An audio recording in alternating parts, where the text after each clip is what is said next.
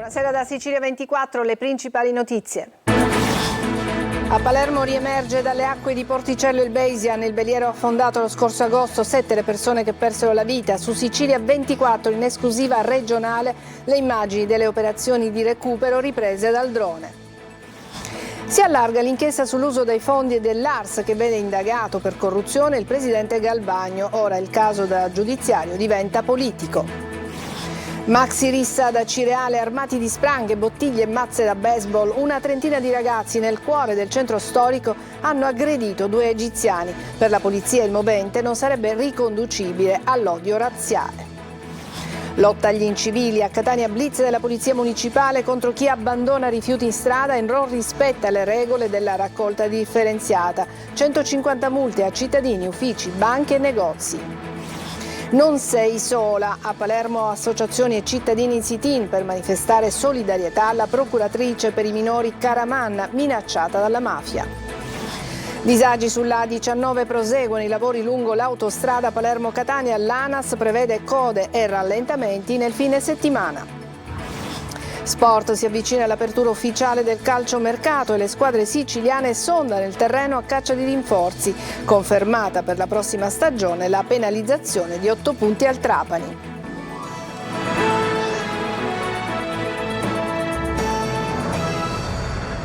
Bentrovati, è riemerso nel primo pomeriggio dalle acque di Porticello a Palermo il relitto del Basian, il veliero affondato ad agosto dello scorso anno uccidendo 7 persone. Vi mostriamo in questo servizio in anteprima e in esclusiva regionale proprio le immagini delle prime fasi del recupero di questo mega yacht. Domani all'alba sarà il veliero completamente recuperato, almeno questo si prevede. Malio Viola. Torna a vedere la luce lo scafo del Basian, il veliero dall'albero più alto del mondo, affondato a Porticello nel Palermitano il 19 agosto dello scorso anno. L'imbarcazione è tornata a galla nel pomeriggio, ma solo provvisoriamente. A tenerla era la grande gru della Ebolife 10, mentre la piattaforma marina a fianco, la Ebolife 2, lavorava all'imbragatura di sicurezza dello scafo. Negli ultimi 3 giorni lo scafo è stato sollevato in posizione verticale, consentendo l'accesso al lato di dritta precedentemente inaccessibile sul fondo. Poi è stato costantemente tenuto da 8 cinghie di sollevamento in acciaio mentre si procedeva ad imbracarlo con altre cinghie. Il sollevamento completo dello scafo da 56 metri da parte della Ebolife 10 è previsto per domattina, con l'acqua di mare pompata fuori dallo scafo mentre viene delicatamente portato in superficie, fanno sapere dalla TMC Marine, la società che sta coordinando le operazioni di recupero. In presenza di condizioni favorevoli, l'Ebolife 10 partirà dal cantiere nel corso della giornata di domenica verso il porto di Termini Imerese. Lì, dopo l'attracco, il Basian verrà sollevato sul lato sinistro della gru, alloggiato nella struttura di acciaio appositamente realizzata e attualmente attesa in banchina per lunedì. Resta sul fondo per il momento il grande albero da 72 metri che è stato tagliato mentre la nave si trovava sul fondale a 50 metri di profondità. Un'operazione costata la vita a un palombaro olandese di 39 anni. Una vicenda che ha fatto parlare di maledizione del Basian e per effetto della quale sono adesso 2 le inchieste della Procura di Termini Imerese legate proprio a quell'imbarcazione. Si allarga l'inchiesta sull'uso dei fondi dell'ARS che vede indagato per corruzione il presidente Gaetano Galvagno e intanto il caso da giudiziario diventa anche politico. Ancora Malio Viola.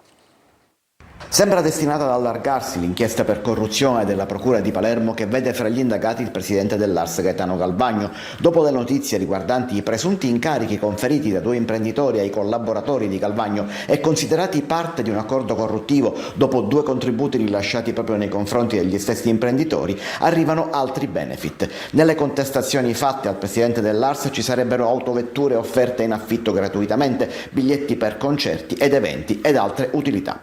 Tutti semplici gesti di cortesia senza nulla in cambio, dice Galvagno nell'interrogatorio che lui stesso ha chiesto, ma indagati ci sono anche i 2 imprenditori oltre ai suoi collaboratori.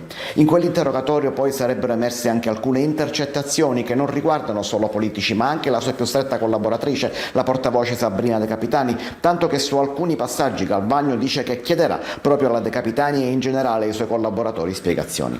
Ma la novità vera è un'altra, visto che di questa inchiesta si sa veramente poco. Tutto sembra partire partire da un'altra indagine, quella che ha portato allo scandalo sui fondi del turismo per le mostre a Cannes e sull'uso dei soldi per il progetto Sisili. Le intercettazioni partono da lì, ma poi portano altrove, fino ai fondi dell'Ars, a 2 anni di enorme mancette e chissà dove altro. Un caso che dunque tende a diventare politico, visto che tutte queste indagini finiscono sempre per coinvolgere esponenti di Fratelli d'Italia, vicende che cominciano a infastidire lo Stato Maggiore del partito a livello nazionale, tanto che la solidarietà a Galvagno ieri è piovuta da ogni angolo della Sicilia, ma nessuna nota è arrivata da oltre lo stretto.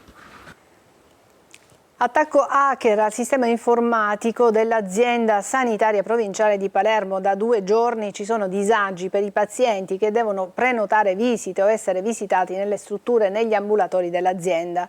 L'ASP di Palermo consiglia di non rispondere a messaggi sospetti. E l'accusa con cui sono stati arrestati 5 tunisini residenti in Sicilia organizzavano viaggi in gommone tra le coste africane e quelle siciliane. Francesco Triolo. Un'organizzazione ramificata in tutta la Sicilia, ma che aveva la sua base operativa nel Messinese tra Capodorlando e Patti e che era specializzata nel traffico di migranti tra la Tunisia e la Sicilia. Con l'accusa di immigrazione clandestina, i carabinieri dei comandi provinciali di Messina e Trapani hanno così arrestato 5 tunisini tra i 25 e i 42 anni. L'indagine, coordinata dalla Procura distrettuale di Messina, ha documentato l'esistenza della banda che avrebbe stabilmente organizzato traversate in mare dietro compenso di denaro attraverso l'utilizzo di gommoni dalle coste tunisine a quelle siciliane. Gli scafisti, non curanti della pericolosità delle traversate, si adoperavano al fine di far salire il maggior numero di migranti a bordo delle imbarcazioni. Accertato anche un episodio avvenuto lo scorso 12 giugno sulla costa trapanese, quando i 5 indagati avrebbero trasportato dalla Tunisia circa 20 migranti che dall'arrivo sulla spiaggia sono stati individuati e rintracciati dai carabinieri di Marsala e Mazzara del Vallo. Gli stranieri, tutti tunisini, tra cui 2 donne e 5 minori, sono stati soccorsi e condotti presso il CPR di Trapani, ma così si è riusciti a delineare gli assetti e la ripartizione organizzativa dei ruoli dei singoli componenti. Tra gli arrestati anche il 31enne tunisino che lo scorso 9 marzo era evaso dal carcere di Barcellona. Ai 5 viene contestata anche l'aggravante della disponibilità di armi. Notte di follia da Cireale, una maxi rissa scoppiata nel cuore del centro storico tra una trentina di ragazzi armati di spranghe, bottiglie e mazze da baseball.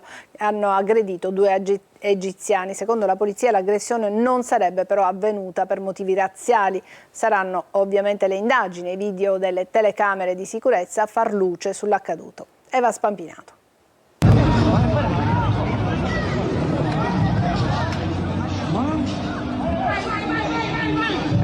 Le immagini dicono che siamo nel cuore del centro storico di Acireale, tra Piazza Duomo e Corso Umberto, ma la scena che commentiamo sembra quella di un film girato su un campo di battaglia. Spranghe, bottiglie e mazze da baseball, le armi di scena. Ma non è un film, è un video verità girato live poco dopo la mezzanotte di ieri da chi lo ha poi pubblicato sulla pagina Acireale Social. Una notte di follia di cui non si conoscono ancora i motivi. Si sa però che i ragazzi coinvolti nella maxi rissa erano 30 e se la sono presa con 2 ragazzi egiziani. Tutto davanti agli occhi di tanti clienti dei bar e dei ristoranti che in quelle ore affollavano i locali della Movida Cese. Proprio i clienti avrebbero evitato il peggio mettendosi in mezzo tra gli aggressori e le vittime. Secondo la polizia, che sta effettuando le indagini, l'aggressione non sarebbe avvenuta per motivi razziali, ma le indagini continuano per risalire ai motivi di così tanta violenza. A Catania lotta alle persone che abbandonano i rifiuti in strada e non rispettano le regole della raccolta differenziata. La polizia municipale in azione contro gli incivili. Nei sacchetti dell'indifferenziato è stato trovato di tutto. 150 le multe a cittadini, uffici, banche e negozi. Tonino De Mana. Un blitz in piena regola con decine di operatori della polizia municipale in borghese per stanare gli incivili dei rifiuti. Catania dichiara guerra agli zozzoni che d'ora in poi dovranno tenere bene gli occhi bene aperti per non incorrere in pesanti sanzioni. 150 sono stati già beccati e dovranno pagare una multa di 333 euro. Non certo bruscolini. Nell'indifferenziato c'era di tutto e a cadere nella rete sono stati anche uffici e banche. È la cosa che ci ha più sorpreso, diversi uffici, banche, assicurazioni, che anche ai supermercati che in dispregio dell'ordinanza non effettuano la raccolta differenziata, e su questo stiamo un po' svolgendo un'azione di controllo più puntuale. Ma cosa avete fatto? Controlli sacchetto per sacchetto? Abbiamo aperto i sacchetti e abbiamo visto che all'interno dei sacchetti c'erano dei rifiuti che invece non ci dovevano stare. Repressione e prevenzione, secondo il vicecomandante Blasco. Ed è stata importante proprio per far capire che la presenza della Polizia Municipale non è soltanto teorica ma veramente pratica. Il sindaco Tarantino è stato di grande impulso per questa operazione. Noi abbiamo tradotto quella che era la volontà dell'amministrazione. Senza divise e senza mezzi di servizio riconoscibili, 18 ispettori e agenti dell'ambientale hanno presidiato le arterie più frequentate e simboliche della città, da Corso delle Province a Viale 20 Settembre, da Corso Italia a Viale Gabriele D'Annunzio. L'obiettivo è liberare la città da montagne di rifiuti e soprattutto dall'illegalità. La Guardia Costiera di Catania ha sequestrato durante un controllo da un grossista di Acireale oltre 3 tonnellate di prodotti ittici destinati alla vendita che riportavano l'indicazione del termine minimo di conservazione scaduto. Trovati anche circa 500 kg di pesce congelato senza l'etichettatura per tracciarne la provenienza. Il grossista è stato sanzionato con un verbale per la violazione sulla normativa della pesca e per la conservazione dei prodotti ittici. Non essendo idoneo al consumo, tutto il pesce sequestrato è stato distrutto. Adesso andiamo a Palermo. Non sei sola. Dopo le nuove minacce di morte arrivate alla procuratrice dei minori di Palermo, Claudia Caraman, davanti il carcere Malaspina, cittadini e associazioni hanno voluto manifestare la vicinanza alla procuratrice. Marco Gullà. Una manifestazione di affetto, di solidarietà nei confronti della procuratrice per i minorenni di Palermo Claudia Caramanna, minacciata ancora una volta di morte. L'ultimo episodio risale agli inizi di giugno, quando in un fascicolo è stato trovato un ritaglio di giornale con la foto di Giovanni Falcone e la scritta Caramanna, segnata con una croce grande e 3 piccole. La pioggia caduta sul capoluogo questa mattina non ha fatto desistere i tanti cittadini che davanti al carcere Malaspina hanno espresso la loro vicinanza alla Caramanna. Noi non possiamo delegare ad altri quella che è la vita normale di un paese, non è possibile che chi fa bene il suo lavoro e chi cerca di contrastare le mafie su tutte le dimensioni, col lavoro che ha fatto la procuratrice è stato un pezzo importante, venga minacciato in questo modo all'interno del tribunale, all'interno dei suoi spazi di lavoro. Quindi noi abbiamo chiamato la comunità a partecipare, a solidarizzare con la dottoressa Caramanna. L'estate scorsa, sempre vicino all'ufficio della procuratrice, era stato trovato un altro messaggio di minaccia: devi smetterla di occuparti dei figli degli altri, recitava il testo. Non possiamo che sostenerla in questo momento particolarmente difficile, come lo è tutto il suo lavoro. Lo facciamo ovviamente con la anche quotidianità dell'azione della nostra rete organizzativa. Oggi siamo qui anche per testimoniare l'impegno su un programma che è Liberi di Scegliere, l'opportunità veramente nuova di dare un'alternativa alle famiglie, alle madri, ai figli, alle figlie che provengono da contesti mafiosi. Quindi insieme la giustizia e le organizzazioni devono per forza unirsi per questo medesimo obiettivo. Nuova udienza del processo per scambio elettorale politico-mafioso all'ex senatore del PD Nino Papania, che ha partecipato in videoconferenza al carcere Pagliarelli. Laura Spanò.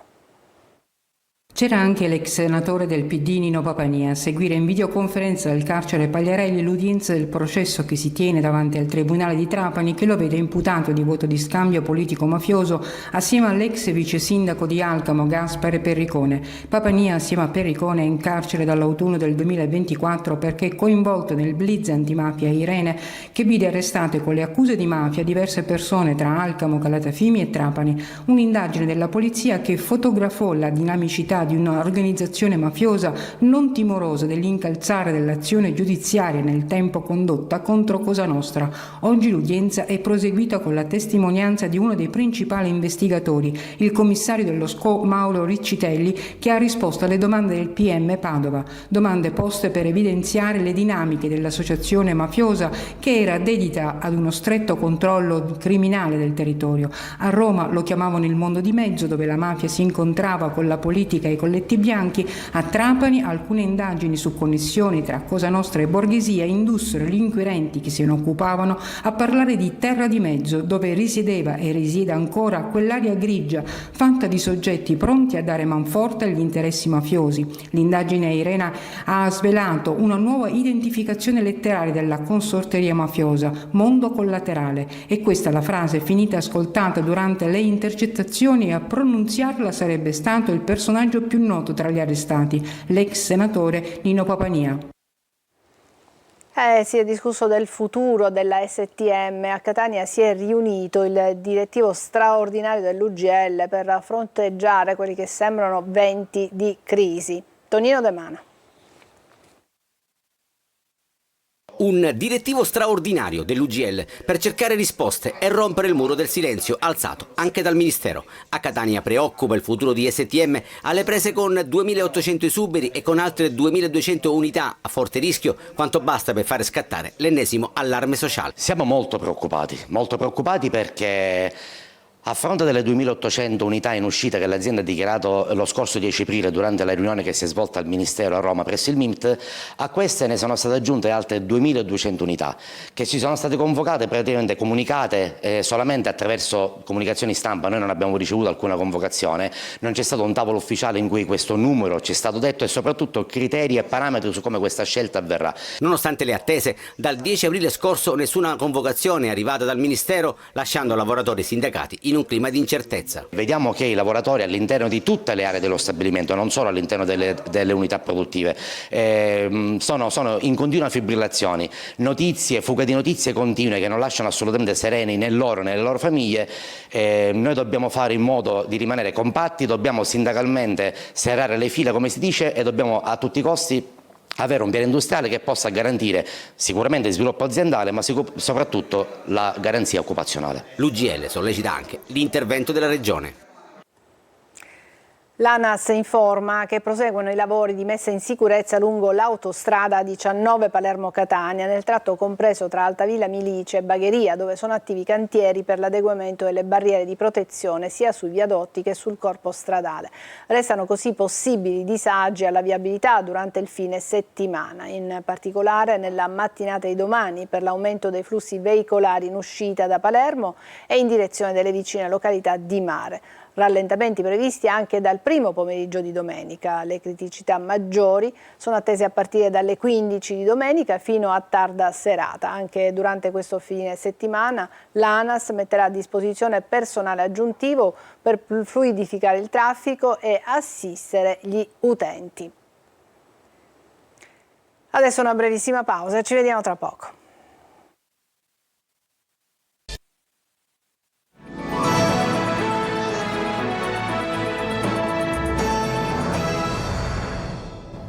Parliamo di procreazione assistita. In autunno anche le strutture private specializzate in procreazione medicalmente assistita in Sicilia garantiranno le prestazioni in convenzione col sistema sanitario nazionale. Per questo sarà stanziato un budget di 3,5 milioni di euro. Lo ha annunciato l'assessore regionale alla sanità Daniela Faraoni.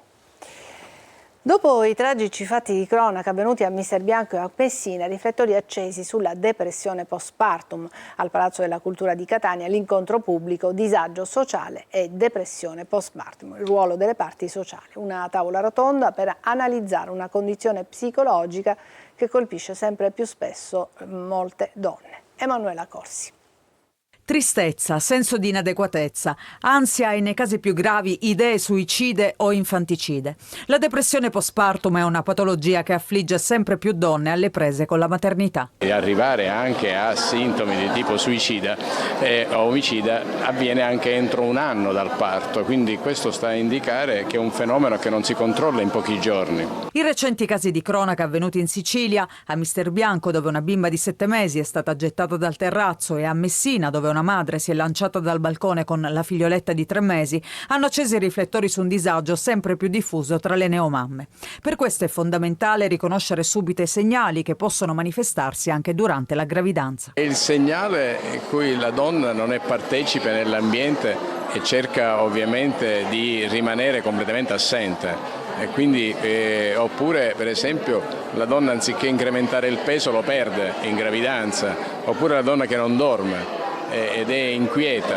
Non c'è una fascia di popolazione privilegiata tra virgolette nel senso buono del termine che è più a rischio, ma trasversalmente qualsiasi donna può trovarsi in una condizione di svantaggio emotivo ma anche sociale. Prevenzione, sostegno familiare e sanitario sono fondamentali per aiutare le mamme a vivere serenamente la propria maternità. Se non si tiene conto del puzzle non riusciremo a comprendere pienamente come si manifesta, da dove deriva e quali sono le categorie più a rischio.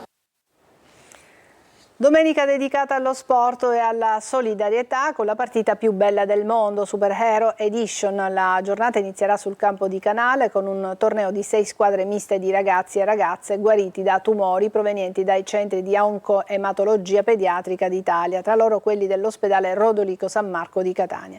La delegazione dei ragazzi malati oncologici di Catania è organizzata dall'associazione Angelica, la forza del sorriso, che sostiene le spese per il viaggio e il necessario occorrente. Adesso una brevissima pausa e poi lo sport. A tra poco.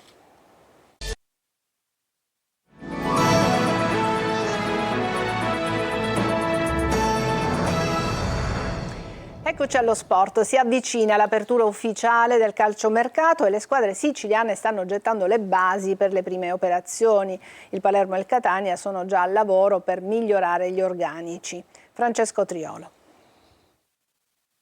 Sono 3 gli obiettivi che il Palermo segue sul mercato, confidando di metterli a disposizione del tecnico Filippo Inzaghi già dal ritiro in Valle d'Aosta. Il primo è quello del trequartista Antonio Palombo del Modena, la trattativa è in fase avanzata, quindi per la difesa attenzione a Tommaso Augello, sotto contratto con il Cagliari, con cui si discute anche di Nicolas Viola. Poi si proverà a riportare il rosanero Audero, rientrato per fine prestito dal Como. A Catania ha chiuso il capitolo legato alla riorganizzazione dirigenziale, adesso è il tempo di concentrarsi sulla squadra e sul calciomercato ed è quindi il momento del nuovo direttore sportivo Ivano Pastore, che sta cercando di mettere a segno quei colpi che Mimmo Toscano ha chiesto per rinforzare la rosa. Il dialogo aperto è quello col Padova, neopromosso in B, i nomi Lorenzo Crisedi che 32enne, Nicolo Bianchi 33 anni, che andrebbero ad occupare tasseti importanti nel centrocampo rossazzurro. Nomi questi che vanno ad aggiungersi a Barone dell'Ascoli, Capomaggio Russo del Cerignola, tutti sotto la lente del DS Etneo, che deve risolvere anche alcune situazioni. Dal Monte, Del Fabbri e De Paoli non saranno riscattati, in uscita ci sono De Rose e Sturaro, Cianci potrebbe essere riscattato dalla Ternana, su Cicerelli c'è l'Arezzo, su Montalto invece l'interesse di alcune società di Serie D. A Siracusa si attende il rientro previsto per lunedì prossimo del tecnico Marco Turati e il vertice con la società per stabilire le mosse sul mercato. Si lavora intanto al prolungamento del difensore argentino Sus. In casa Trapani giornata importante perché era attesa la sentenza della Corte federale d'appello a sezioni unite, che ha respinto il reclamo dei Granata, confermando la penalizzazione di 8 punti in classifica da scontare nella prossima stagione. La società era stata sanzionata lo scorso 29 maggio dal Tribunale federale nazionale per una serie di violazioni di natura amministrativa. Ci fermiamo qui, è tutto per questa edizione di Sicilia 24. Grazie per averci seguito, buona serata.